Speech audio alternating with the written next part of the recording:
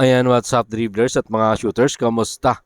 Kamusta po kayo? Ang muling pagbabalik nga po ni Jamie Malonzo, ano nga ba ang kanyang naramdaman matapos makabalik sa laro laban sa Blackwater Posing at Troy Rosario matapos ang kanyang unang pagkikita sa dati niyang kupunan ng Blackwater Posing? Ano rin ang nararamdaman ni Troy Rosario? Ito po yung kanyang sinabi. Pag-uusapan at tatalakayin po natin yan matapos po akong maglambing sa inyo ng isang like, share, comment down below, and don't forget to subscribe and hit that notification bell button para lagi po tayong updated sa ating pong mga video. At lahat po ng ating shoutout nasa dulong bahagi po ng video ito.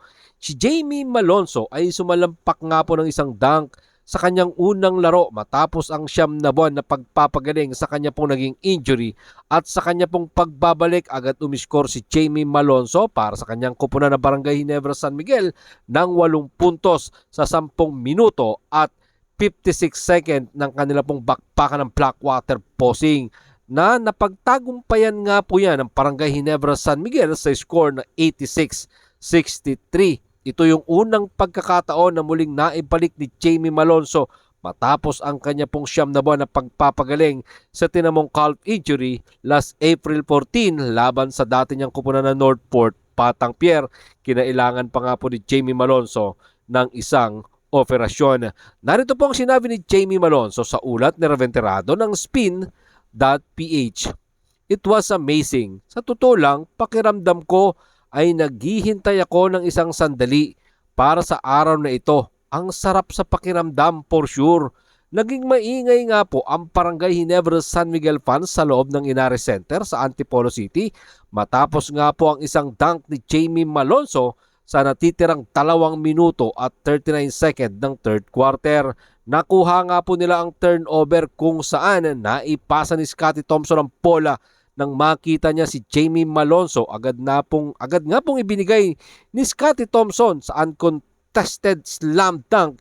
Inamin din nga po ni Jamie Malonzo na kinabahan siya sa kanyang unang paghawak ng bola bago niya ito isinalampak sa ring. Narito po ang mga dagdag na pahayag ni Jamie Malonzo sa ulat pa din po yan ni Ruben Terrado ng Spin.ph. Sa totoo lang, kinabahan ako para sa sarili ko nung una. But then again, after kung nasa area ko, ay parang okay, it's gonna be in. It ended it up, turning it out okay. Sinabi nga po yan ni Jamie Malonzo after nga po siyang pagpahingahin ng 9 na buwan. Sinabi nga po ni Barangay Ginebra High Flyer Wingman na sana sa mga susunod na laro ng Barangay Ginebra San Miguel ay muling masaksihan at mas maganda pa ang kanyang maging performance para maging masaya naman ang mga Barangay Ginebra fans. At even itong si Coach Tim Cone ay talaga naman naging masaya sa performance na ipinakita ni Jamie Malonzo. Kaya naman, narito po ang mga sinabi ni Coach Tim Cone patungkol naman sa kanyang high flyer wingman na si Jamie Malonzo. Sa ulat pa din po yan ni Reventerado ng Spin.ph. Ito ay isang mahabang daan para sa kanya. Pinagmamasdan namin siya from the side at nakita namin ang ginagawa niya. Kaya ito ay isang culmination lamang ng hard work ng kanyang pagpabalik sa lineup. Sinabi nga din po ni Coach Tim Cone na mas mahalaga ang pagpapagaling ni Jamie Malonzo at sa mga susunod magiging mahaba pa ang playing time ni Jamie Malonzo para sa Barangay Ginebra San Miguel. Pwede pang gawing 15 minutes, 18 minutes, at sa ngayon nga daw po ay patuloy pa din ang kanilang observation sa pagpapagaling ng nasabing high flyer wingman. Eto, pag-usapan naman po natin ang isa pang teammate ni Jamie Malonzo naman na si Troy Rosario. Inamin nga po ni Troy Rosario na overwhelmed siya sa halo-halo niyang emosyon nang makaharap niya ang dati niyang kupunan na Blackwater Posing. Magmula nga po nang lumipat siya sa crowd favorite na Barangay Ginebra San Miguel bago pa magsimula ang 49 season ng PBA Commissioner's Cup. Unang pagkakataon nga ito na makalaban ni Troy Rosario ang kanyang dating kupunan na nauwi nga po sa panalo ng Barangay Ginebra San Miguel 86-63 dyan sa loob ng Inares Center sa Antipolo City.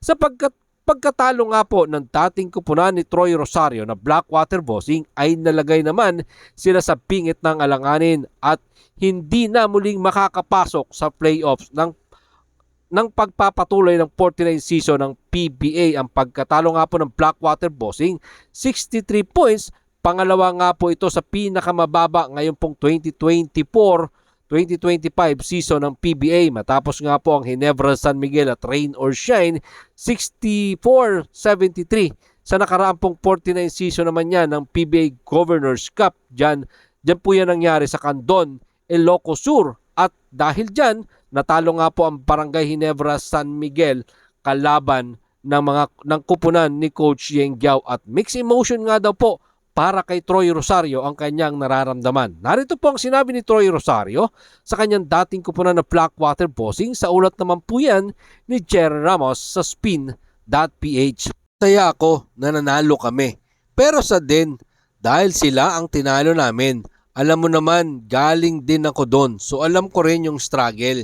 Yan nga po ang sinabi ng 32 years old power forward na nag-ambag ng kanyang 8.7 rebounds sa 27 minutes na playing time.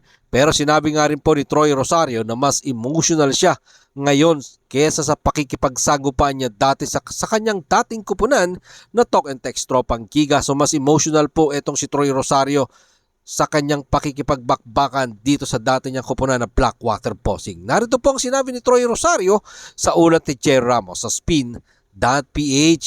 Yung first game ko kasi sa Talk and Text na move. Kasi kada makakalaban ko yung TNT, injured ako lagi. Kaya mas ramdam ko yung ngayon. Kasi iba rin yung pinagsamahan namin doon. First time din namin magkita-kita after my decision. Masaya na nakita ko ulit sila. Tinuturing ko rin naman silang brothers, yung mga teammates ko doon.